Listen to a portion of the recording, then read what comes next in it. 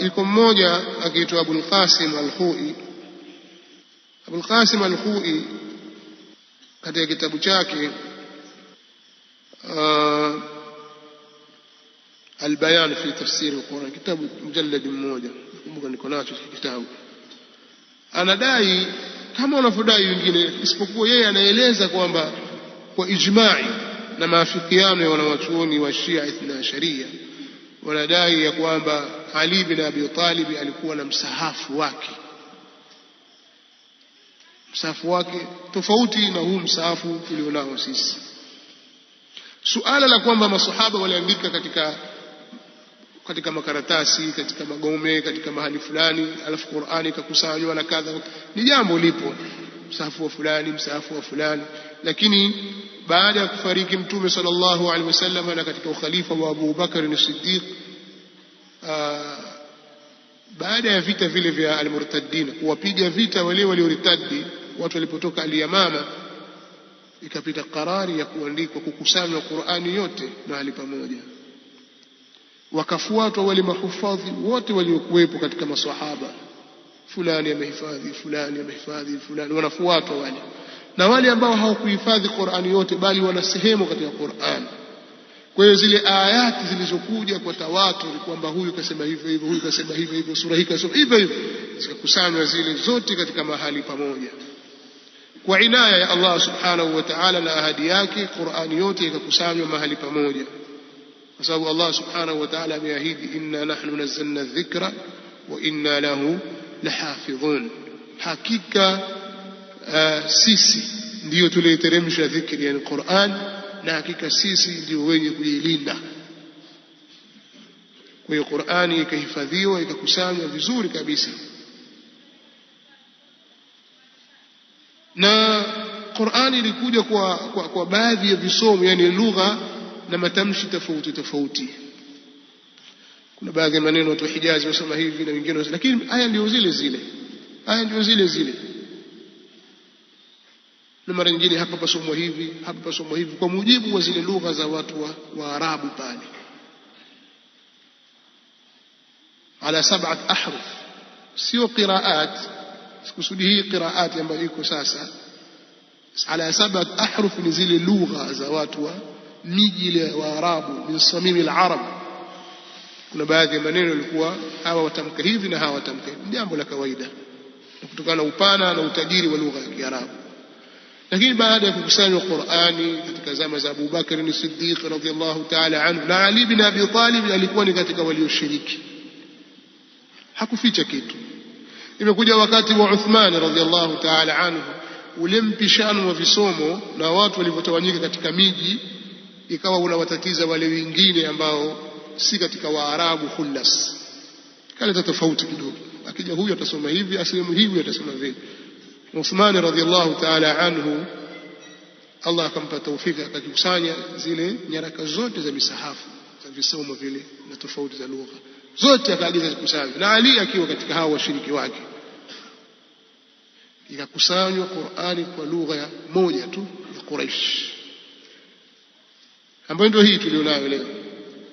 Ikaandikwa Qur'ani, ikakusanywa kwa uzuri kabisa.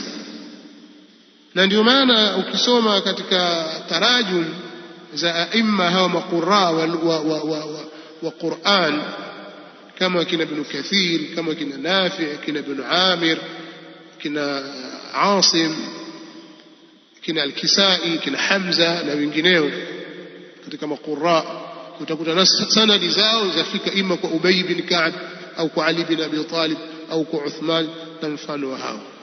Walaki Qur'ani imenukuliwa kwa sanad, na visomo vyote hivi vimenukuliwa kwa sanad. Hakuna kwamba kisomo cha Ali kimeachwa, la. Mfano sisi tunasoma katika pande zetu hizi, watu wanasoma qiraa cha Asim bin Abi Najud kutoka kwa Hafs, yani Hafs anapokea kutoka kwa Asim kwa sanadi yake mpaka kwa Ali bin Abi Talib.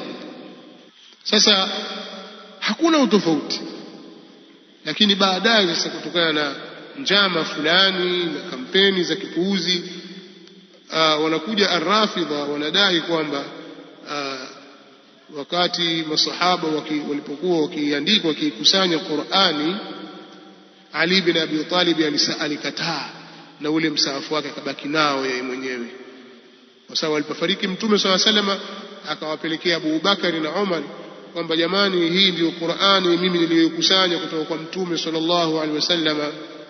Umar akaitazama akaona ndani yake kuna majina ya baadhi ya Makuraishi wametajwa, na umetajwa ukhalifa wazi kwamba ni wa Ali. Akamwambia tunaja na Qur'ani yako, nenda nayo, ondoka nayo, sitaki Qur'ani yako.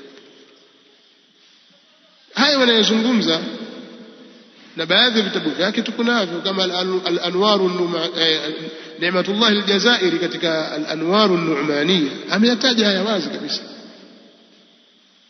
kwamba kitendo hiki kilifanyika, wale wakaikataa Qur'an ya Ali bin Abi Talib. Ali akawaambia nyinyi hamtaiona tena Qur'ani hii.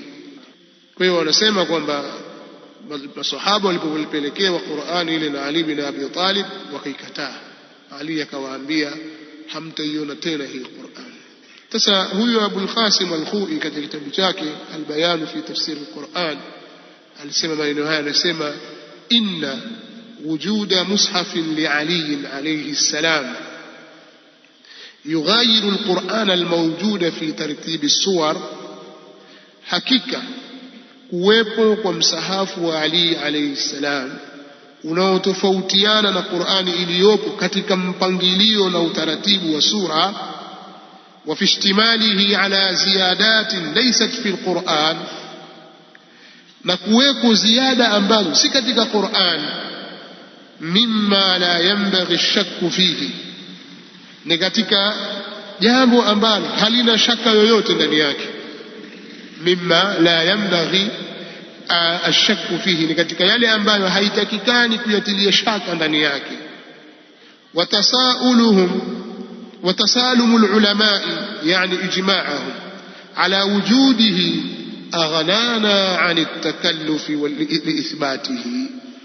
Anasema na kukubaliwa na maulama wengi wa Shia juu ya kuwepo kwa msahafu huo ni jambo ambalo limetutosha na hakuna haja ya kujikalifisha katika kuthibitisha hilo.